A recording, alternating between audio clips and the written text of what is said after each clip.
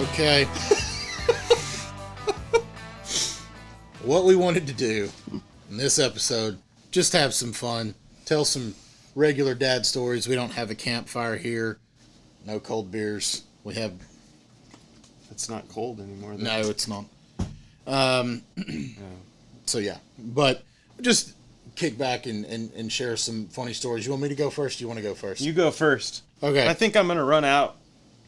Well, so I've just got just different things, and I've been sharing this. I shared a couple of these with the kids the other day because they like to hear funny stories. Yeah. And I've had the fortune in my life to have had I'm old, so I've seen a lot of things. Like what is that, farmers insurance? We know a thing or two because we've seen a thing or two. Yeah. You know. Yeah. Right? So I've seen a thing or two. But they just keep happening, and actually the appreciation shifts because once you become a dad, what you find humorous. Now I don't just mean dad jokes, but just things that you hear other dads having to do. Yeah. That crap's funny, man. Oh yeah. So I'm actually on the phone the other day with our executive pastor. I'm on the phone with Doug. Mm-hmm. Okay, and we're talking about something church related, doing well. Yeah, I don't. We talk executive all the time. pastor Yeah. So always. yeah. So there's always, and we're buddies. So it may have not been church related. I don't know, but he's in the middle of something. Yeah, I'm not sure we want to. Hey, and you can he's pulling the phone away, but it's it not very far away. Yeah. Right? Yeah. And you hear him say, "Get off the net. Hey, you get down. Get down." And I'm hearing one side of the conversation. Yeah. It doesn't matter. I know exactly what's transpiring enough to know that this is hilarious. Yeah. I'd be yelling at my kids too. Yeah. But this is funny. Yeah. And I assumed that it was the youngest of the household, and it was. Mm-hmm. Okay. But he, then he got, "Thank you for getting, where are your shoes?" And I'm like, oh my Lord. It just keeps stacking. But what have you done? This is Luke. What he had done was scale the side. They were at a baseball game, and you have batting cages. Yeah. And they have the loose nets that when you hit the ball, it hits that loose net and it drops. Yeah. He decided, I'm going to scale that, but small net, the shoes don't go through the little net holes. Right. But hey, if you don't have shoes on, you can kind of Spider-Man your way up it. Yeah. Spider monkey. It's exactly right. So he is scaling this. I don't know how high he got. Too high. Probably the top because, But then just to hear, and then you hear me, you're like, what is the matter with him? And I'm like, I wish. He's a boy! Right, yeah. And that's what's the matter, Yeah. And I wonder how many times my dad would have asked himself, someone around him, thought, what's the matter with that kid? Mm-hmm. Plenty. Yeah. Right? Plenty. So, and that was where this, just wanted to share a couple of funny things. That's where it kind of came from. It was just that's such, dads are going to appreciate that the most. Right. And think that it's funny, unless it's their kid, and then they're like, well, you get the, they're all trying to self-censor. And Doug did a good job. There was no slipping, so he can remain employed by the church. I, however, can never. Oh, so yeah, but here's one, and I was not a dad at the time, but it's a story that dads appreciate, and it's good old funny stuff. I was in college. Junior college, right? Because that's what we do, and I've talked about this before. The Yale over yonder, Harvard on the highway. Yeah, right. It was a good formative time. During this time, my parents built a house. Now we had moved and lived in the older houses while I was young. They waited to build the nice place in time for well, in time for me to leave. Yeah. Right. So we were. Does that bother you?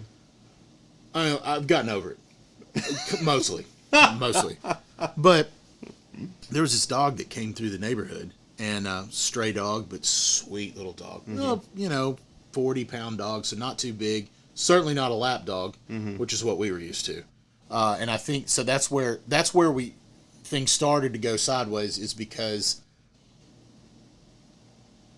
we are used to little dogs. Mm-hmm. And all the things that accompany larger dogs, all the issues and struggles just scale up. Mm-hmm. Yeah. Anyway, I have a 90-pound Pyrador. That dog is huge. Fortunately, he's very docile. Yes. Yeah, a wonderful dog. Yeah. Here's this dog. Dog comes up. Mom comes up to Mom in the driveway. Mm-hmm. I'm in the house, doing whatever. She hollers at me, "Hey, you come help me with this dog." And all of a sudden, she finds a soft spot in her heart for this dog. Why on earth? I don't know.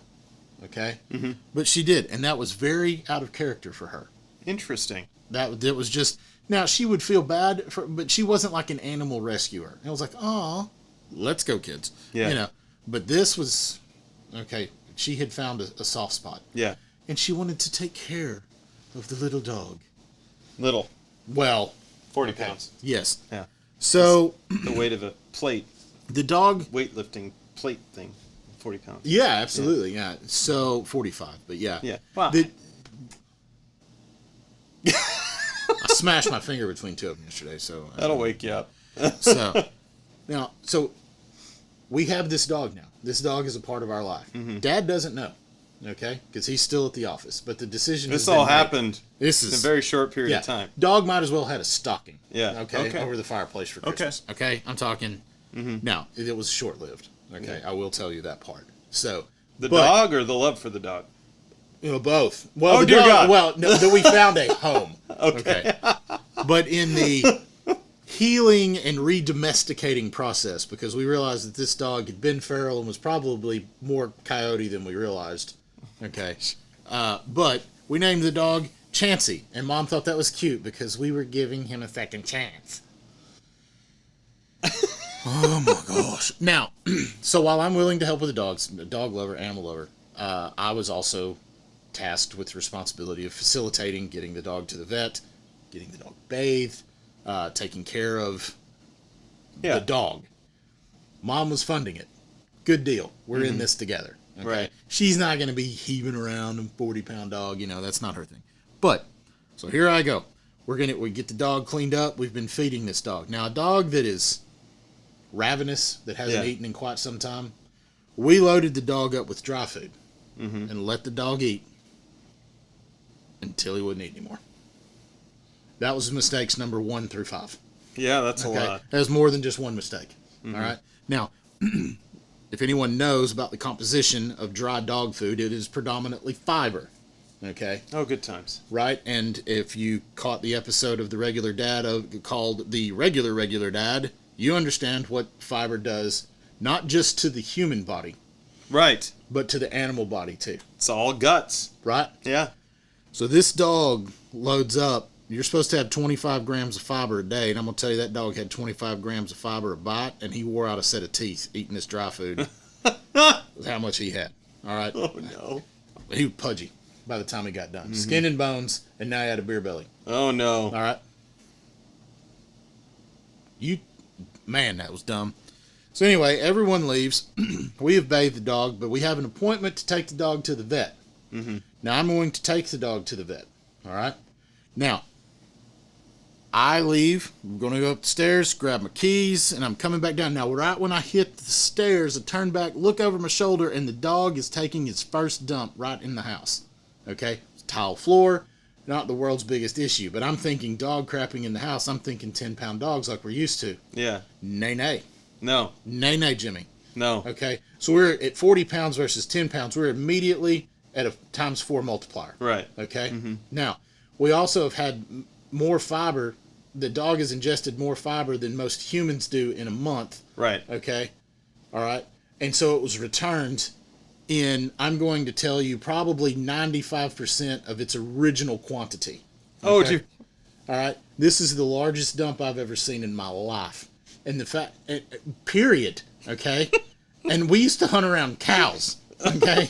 And here's this 40-pound dog that covered a 14-inch by 14-inch tile. Yeah. Okay. And I was in shock and horror. And I was like, I'm not equipped to handle this. And I'm like, I'm vapor locking. Yeah. I have no idea what to do. This is way outside of, I'm 19 years old. I've exceeded what I am capable of handling. Yeah. Okay. It doesn't matter. We have an appointment. We have to get there. Okay. And so I go get the keys because I'm like, it's already out. And what did we say on one of the episodes? You can't put the poop back in the cow. You're certainly not going to put it back in the dog. The 40-pound dog. Either. No, you're not. Nope. Don't try. You will get bitten. Okay? Yeah. So, go up, get the keys. I come back. The dog, to prove that he was serious about what he had done, left a twin 6 feet away from the first one. It looked like the birth of the Grand Tetons in our foyer. It looked like someone had... It was horrible. It looked like someone that had way too much access to modeling clay came to vandalize our home. Stop with the imagery. No, I had to suffer through this. Okay? And there on the tile, it had to stay because... You got to make the appointment. Yeah. Because don't miss it. Yeah. Okay? We load the dog up. Now I should say in this time.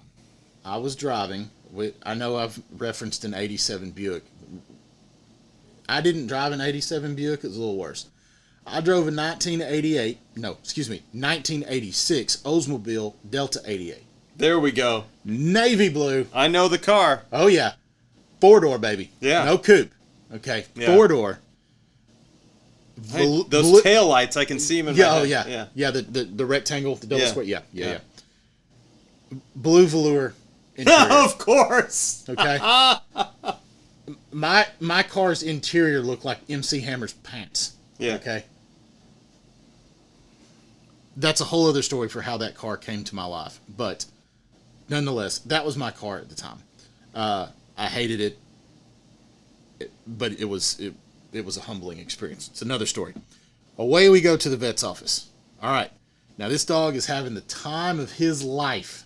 Okay. He's looking around, having a good time looking, and I've got nose water all over, because he just doing this. Well, you roll the window down, of course you got to crank mine, but he'd have gone. Okay. So that's fine. Now, as I do with my normal dogs, we go to the vet, you open the door, you hold the dog. Okay, well, this dog's too big. So I hold the door, and I'm doing this, and I'm holding him, and I spin around to do this. Okay? Whoom. Like Emmett Smith breaking through a line. Gone. The dog was gone. The dog takes off. We were, you know where Kimbrough Animal Hospital is? On Judson. No, you don't. Kind of, maybe. But no. It's the big vet's place. But it is one lot over from a funeral home. Oh, no. Very prominent funeral home, long-standing funeral home there in Longview. And they're having a funeral. Of course they are. Loaded with cars. They have broken, and there's they're fixing to transition to graveside. They're lining up. People coming out, getting in their cars, so they're kind of in that holding pattern. Yeah. Okay. I'm wearing overalls, okay, because I'd been out working. Yeah. Okay. So here I am in my overalls, not equipped and shouldn't be, running north on Judson Road, and here I go. All right. Chasing the dog. Cussing at the dog. And about the time I realize what I'm doing and where I am, I'm in the funeral home parking lot, and they're staring at me, and I'm like, what is happening here? We're trying to bury, Uncle Bill here, whatever, Probably shouldn't say Uncle Bill. I know too many Bills. Uncle Leon, I don't know. Right. Whatever. And I mean, can you imagine? Like, here's the bereaved in the front seat of the limo. I mean, if they're locals, they probably... Well, it's probably true. Yeah. They're like, just another day, you know. Yeah. Grab the dog. Come on, dog, you know, trying not to, you know, also get arrested for canine abuse. Right. Get the dog in the vet. We do the thing. We get the shots, get everything. Oh, this dog is completely healthy. Yeah. You have no idea, sir. Okay, this Yeah. dog is a poop machine. Mm-hmm. There we go. Get the dog loaded back up in the car. I am furious. I'm mad that my mom has assigned me and tasked me with saving this dog's life because right now I want to sacrifice this dog. Okay? So I'm like, I'm going to start reading the Old Testament and get some ideas here. Okay? Yeah. We're headed back to the house. Okay? We passed the funeral home. They're all gone now. So here we are in the car. Chancey has decided that the back seat is where he needs to be now. So he's hanging out and he's looking back there because he hadn't been back there yet. Yeah. You know. All right. So he's back there scoping everything out. Yeah. Here we go, driving. And I was like, well, I hope you're happy, dog, blah, blah, blah. And the dog turns around and looks me right in the face. Yeah. Makes eye contact with me. Yeah. And does one of those doggy smiles that, hey, you know what I'm talking about. He's Yeah. just all teeth and just as happy as he can be. And then pops a squat on my velour seat. And delivers the third Teton in my back seat. He gave birth to a gargantuan tenasmus. Okay. And what was I going to do? I had a 15-minute car ride back to the house. Roll the windows down. No, the dog would have jumped out. And I would have been the one that let mom's dog escape. Oh, nasty. Dad doesn't even know we have this dog yet. Can you imagine if he would have seen me? We'd be driving home. Why is my son chasing a dog?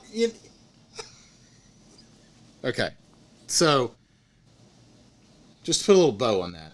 The dog craps in the back seat. We go home. I call mom, tell her that I'm out of the dog rehab business because I've got a shovel and a shop broom in the house sweeping up after the dog so that I can bring in the shop vac and sterilize everything so that I can go out to my car and do it again. Magically, the dog's GI system came right into alignment just as the Lord had intended, and that dog was flawless until a couple of days later. We still put ads in the paper. Then they put an ad in the paper. The people came over, looked at the dog. They were thrilled, you know, a little older couple, and they wanted a bundle of joy. And I was like, here you go. And so Chancey was with us for 72 hours. All right. You didn't know that was coming, did you? That's disgusting. I know. I had to live through it. Do you know how much I've paid in therapy to get rid of that? I mean, the Not too much. It was stain pretty on the funny. blue velour. Tell you what, that dog, Like, was I would so regular. it could have crapped through a keyhole. I would just cut that part of the seat out just so knowing that no one ever would sit there again. No one wanted to ride in that car anyway. And if you did sit in the back seat, it didn't have a shock on it, and it just bottomed out. So it was pretty much a one-passenger vehicle. Got it. Except the dog. Yeah. That's nasty. I don't. I got nothing. That's not true. You got to have something. I mean, so what I was going to tell you, which is it's not as good as that story. Well, no. Now, here's the thing. But, that is a horrid story, but it's not. I don't know how good it is. But it's good. Yeah, but I feel a lot better getting that off my chest. Yeah. That was. No, so the one thing that I did remember. For some reason, I don't have a lot of fun with that. Maybe I take life too seriously as possible. You want to take some notes? You want? Just talk to my counselor tonight. Well, you got more. Yeah, apparently. Then this guy came and told me a Dookie story. You know. Anyways, yeah, so you got something else to so say. I have a hobby. Yeah. Radio control airplanes. Oh right? yeah. There's a whole bunch of them on that end of the shop that never get flown anymore. There's some nice ones. Yeah. There's some. I love the hobby. I just never have time for it anymore. Yeah. So I'd fly 'em, but I'd just wreck 'em as soon one as of the things that I started doing when we moved here since I didn't really have time to like I had the big ones, big giant scale, like 7-foot wingspan, 8-foot wingspan. Yeah. I think I had one at one point at 9 foot, but these are large birds. yeah, and so you have to fly them at an airport. Yeah. Like Disassembly RC required. airplane Yeah. airport. Yeah. I did have a Mazda Speed 8, you know those little Mazda wagons? Yeah. That would fit that 9-foot wingspan airplane in it. You turn it. You take the tail off and the wings off, and you go straight up. Nice. The tail would sit right on the dash, basically. Fit in Right. the whole thing. It was really efficient little airplane hauler. Absolutely. Anyways, I started flying out in front of our house. Yeah. At the old place, not this place. Too many trees here. But there's an airplane sitting out there. That was one of the planes I bought to fly in front of the house. It's electric, you know. Yeah. So it's a little quieter. Sure. That one has so much power it would like rip the prop. It made a pretty good racket when it was like full power. But still pretty quiet. Neighbors didn't mind. Yeah. The whole time we lived there, I never crashed an airplane in someone's yard or hit their house or whatever. Yeah. Probably could argue it was still unsafe. But anyways, I had one airplane that was a 6-foot wingspan, T-28, you know, foamy. It was all foamy. Right. Like ready to fly type situation, but a big airplane. Retractable gear, the whole 9 yards. It was cool. And the neighbors really liked that one because it kind of looked like a real airplane, right? So, Right. well, I went flying one day, and the winds were just howling. I don't know what I was thinking. We've got some YouTube footage that could have been happening here. There is YouTube footage of this. Yeah. So I went flying. We actually sent this into America's Funniest Home If you can Videos. paste it, if we can get a link for this and Oh put no, it I'm going on to the put video. it right Yeah. in this. Yeah. Okay. So you got the footage. I'll just put the footage. There in we it. go. Yeah, so absolutely. So we have B-roll oh before we ever knew we needed it. And the unique thing about my runway in front of that house is that it had a corner in it, so you kind of had to put it into a little bit of a bank as you came into your flare and then bank it straight and land. That airplane was probably too big to be flying out in front of the house, but it was docile enough I could usually pull it off. But the winds were howling and they were going right across that road. So you have a complete crosswind. Complete crosswind, yeah. Nice. I didn't really put two and two together, I don't think, until I took off. Didn't you have a windsock? I did. It's a lot of wind. Again. I got you. So there's no. That's why. Listen, there's no checklist for RC. Well, and with these high powered electric planes, it's like takeoff is easy, man. You just full throttle and it's off the ground. Right. And this one has a gyro stabilization system in it, so it would do a really good job of like masking the winds because it would kind of make little adjustments and keep itself stable. Sure. Okay. It's a little gyro. Yeah, really cool stuff. So I come into land and realize I'm in trouble. And so coming in hot, boys. I came in, I couldn't get it on the ground. You know, and at this point I'm pushing up against the battery life, right? Oh, bless him. And I go around, come back around, and I'm like, I gotta get this thing landing, right? Okay. And so at this point, Kim is filming. The dreaded go around. Yeah, Kim is filming. And you can hear her in the background, like, rooting me on, because I'm yelling. I'm like, I'm in trouble. I don't know if I can get it back on the ground. Like, talk to me, Goose. Yeah, basically. Cougar! And the boys are out there, and Steven is, like, he's, I think, 1.5, maybe 2. He's talking. Okay. But he's little toddler, right? Sure. And Wilson, being Wilson, is rooting me on. And then they're always got your back. Everybody's rooting me on. If you need a champion in your corner. Yeah. Wilson Page. And especially back then, he just had that really sweet, like, just always rooting you on. Like, Dad, you got this, you know. It was cute. So anyways, I come in. I get it on the ground. But it's hot, right? It's moving. Yeah. So I'm rolling out, and the wind, like, it's only going to make it worse if I try to, like, steer it. Yeah. Because it's still flying. Like, there's still enough speed that it would fly. Yeah. So I get it on the ground, I'm kind of along for the ride, and it goes, I missed the corner, and it goes into the ditch, and goes up, over, like that, right? And it's not, like, damaged at all. It was slow enough, and it's light. It didn't really damage it. And, Dust it off, realign something. And Kim is like, you know, as it touches down, they're like, yeah, you got it back, Dad, yeah. Right. And then they're like, oh, you know, and then out of nowhere, after everybody's like, oh, it's over on its nose, Steven goes, Dad, broke it. And Ever the informer. He won't let you live anything down. And Kim's like, this is That all is a because lot she's of filming. crosswind, and it's a Kim's miracle like, he no, got your it down. dad didn't. What do He you did a think, good Steven? job. Your dad didn't break it. And Steven goes, you didn't Dad, break it. broke it. Good job. 100%. Gosh. Out of the mouth of babes, man. Dude. Yeah. We sent that into America's Funniest Home Videos. We thought it was hilarious. They didn't like it, I guess. I You know, we think never it's saw it. hilarious. I thought it was like hilarious. Absolutely. He was adamant. Yeah. I am not good enough. Dad, I broke it. So, Listen, he won't let you get away with anything to this day. it's true. You know. So he is a lover of life. It's a true. voracious lover of life. And it's thrilling to him that he may have just witnessed some type of catastrophe. Yes. Okay. So he wants to share his Yeah. thrill Yeah. with everybody. He's a fantastic kid. So you got another one? Yeah. You got to tell one about yourself, so I'll tell one about myself. Okay. So I've only got one more, and it's kind of a communication story. This is so like we'll a go close regular that. dad story about my dad, kind of, because it's like a situation that I put him in to some degree. Oh gosh, I'm safe because Dad is with the Lord. Yeah. So, but if he were here, the stories he would tell. Yeah. Because he'd just come walking through the door, say, Just "Move be over, like, I'm gonna tell well, you, now I'm gonna let me sit down hear. here." Yeah. Yeah. So Yeah, something to say.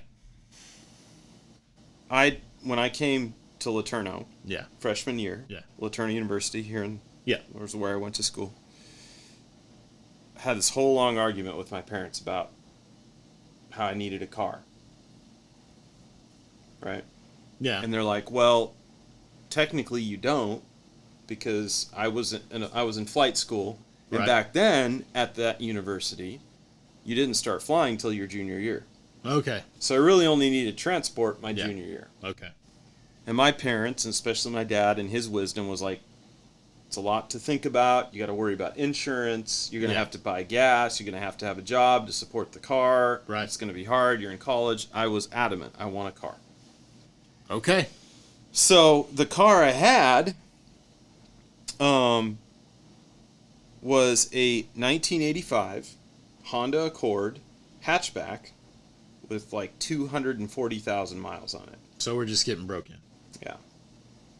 Reconstructed, totaled. Oh. So it had some idiosyncrasies. Yeah.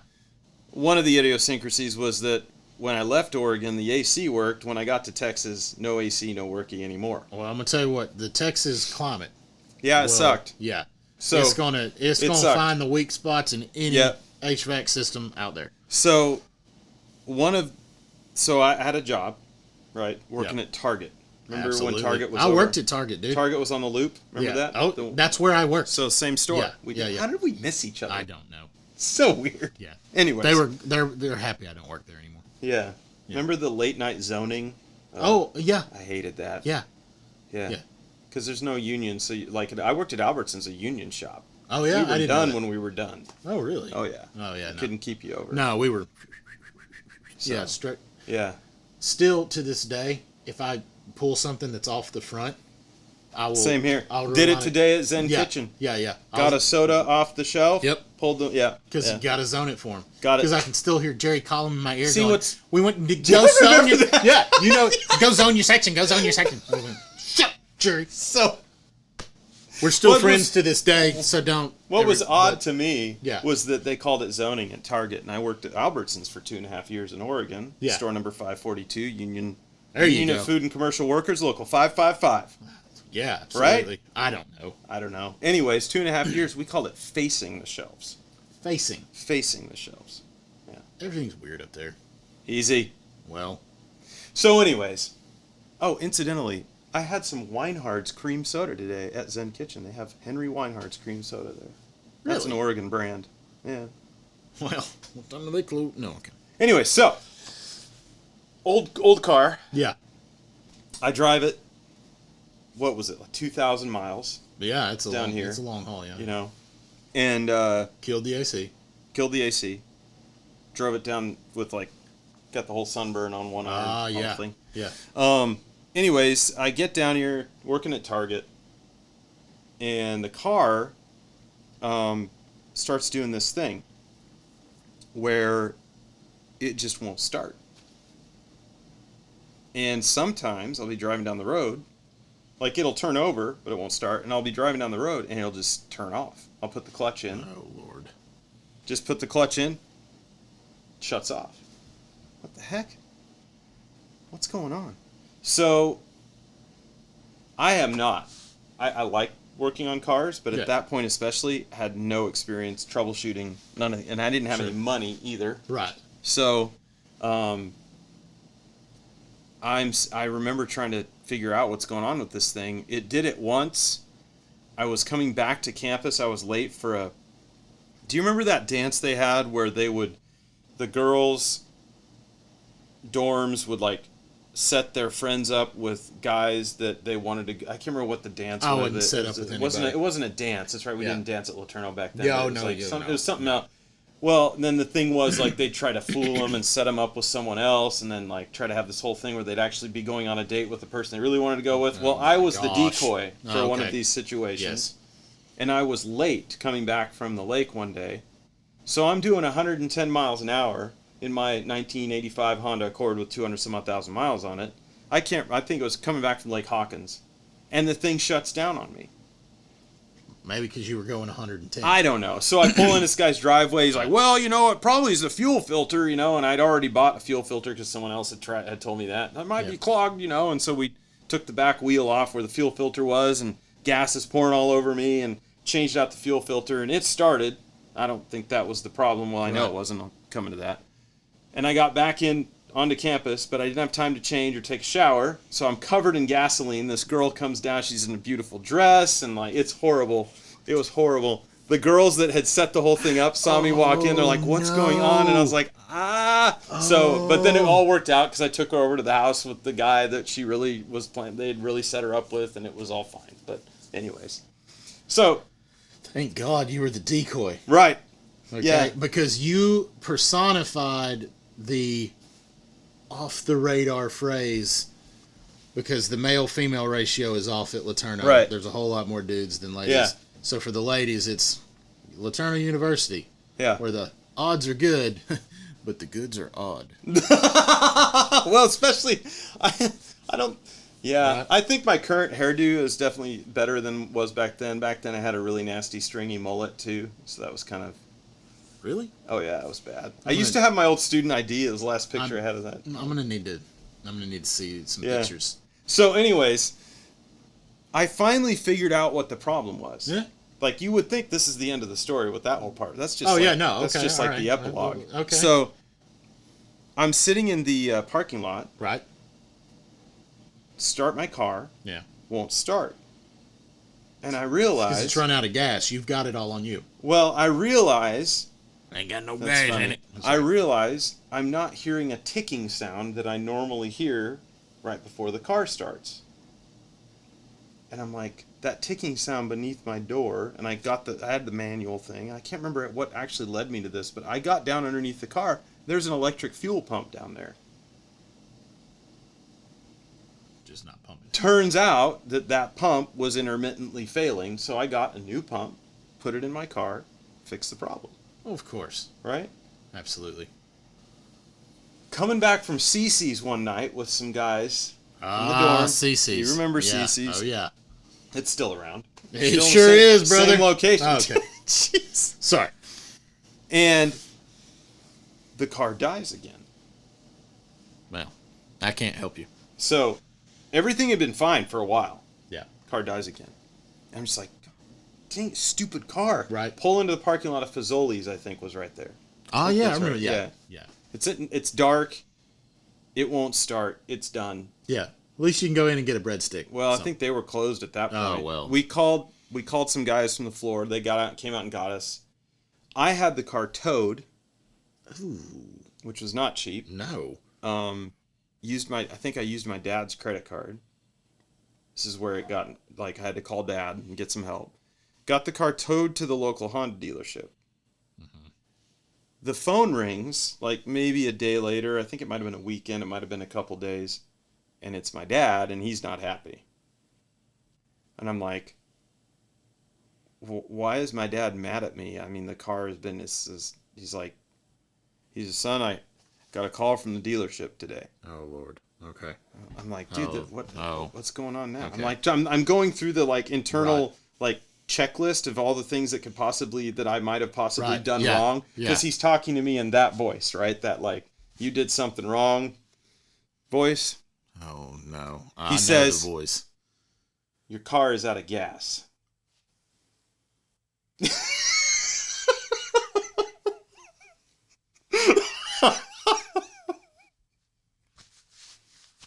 Yeah. That was very brave of you to tell that story. Very brave. And perhaps not wise. Oh my gosh, dude. So, wow. Wow. Okay. So, yeah, now I go over to the dealership.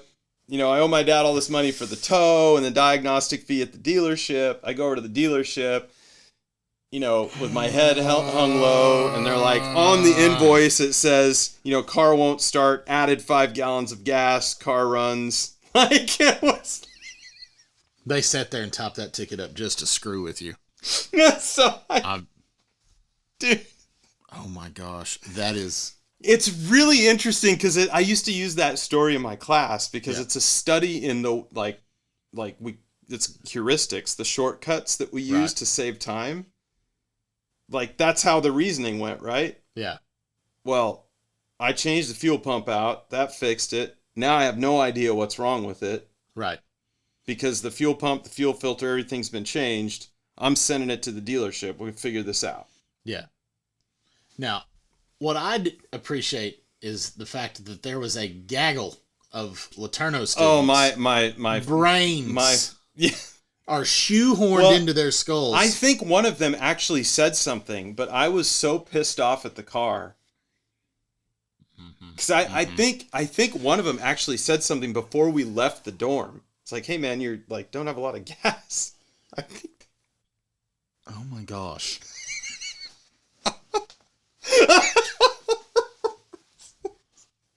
Yeah. That is fantastic. Okay. So, this last story involves communication. All right. Now, it's just funny. All right. When it seems like all I do is talk about when I got divorced. Okay. But so the other stuff has happened in my life other than that. But when I moved back, I didn't really know anyone. All my friends had moved off. I didn't know anyone on campus yet because I came in as a junior.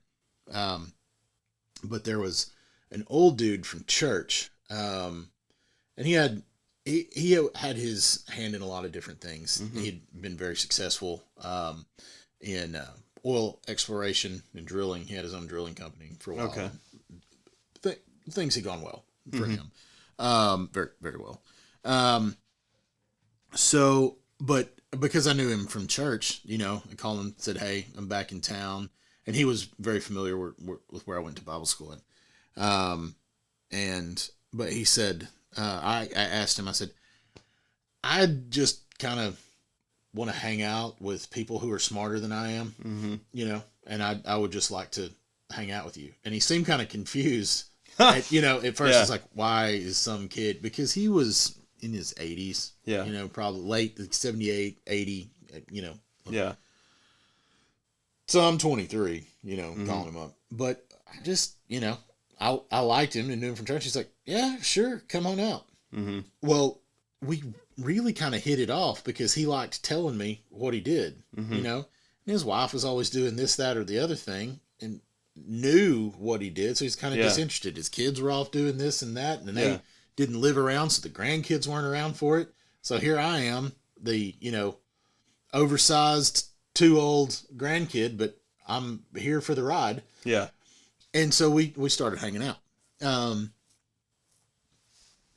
every couple weeks I'd go, I'd go over to his, they had a ranch, and he, one of his side hobbies, was he had a Red Angus ranch, and full, Side hobby. it was a side hobby. Okay. And the original AI, okay, not artificial intelligence. Right. Okay. But so he had a huge production. That was his side hobby. But we would just ride around, and he would check in with his guys. Mm-hmm. All right. Now this was at different parts of his property. You had to go up and down the highway to get to different parts. And then he had the non-commercialized part of his property. Mm-hmm. That's where the homestead was. He had another outbuilding where he had built himself a little office. There may not have been a runway on the backside of the property. Wow. Yeah. He didn't use it anymore, but he did once upon a time. But he had a guy, he had a little hook, and he was pulling it behind the tractor, and it was gopher poison. And the theory is what they're trying to do is make big grids. Okay.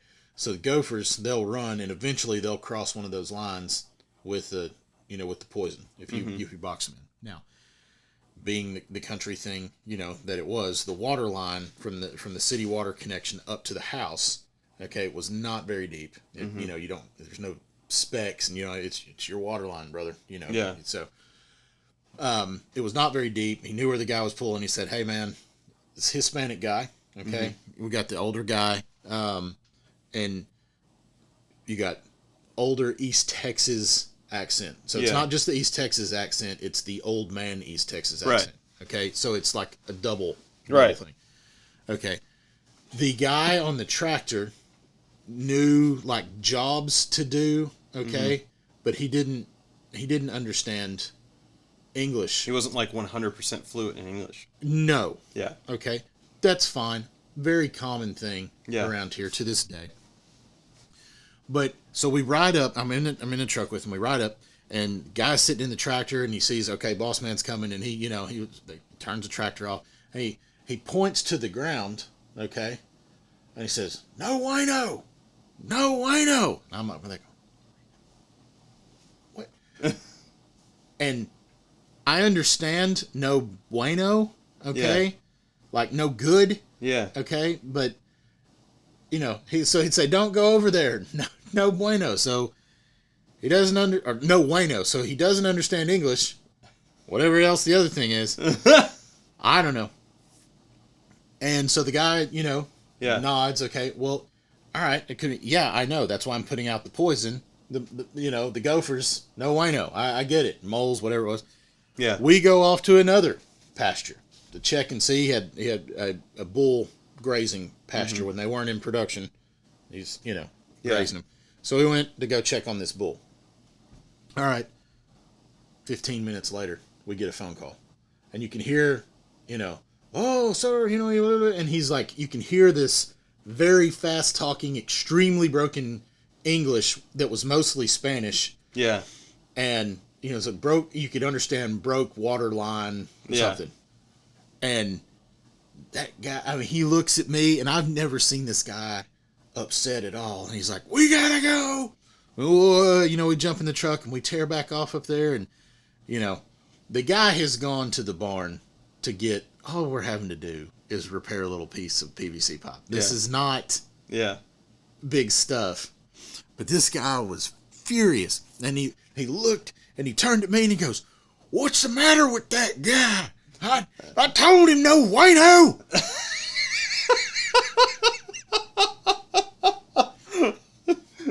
I wanted to laugh right in his face. Because I was like, I heard what just came out of your mouth, but you didn't hear it, I was like, "Yes, sir, you did. You looked him right in his face, and in his native tongue, you used words that even he had no idea what you meant."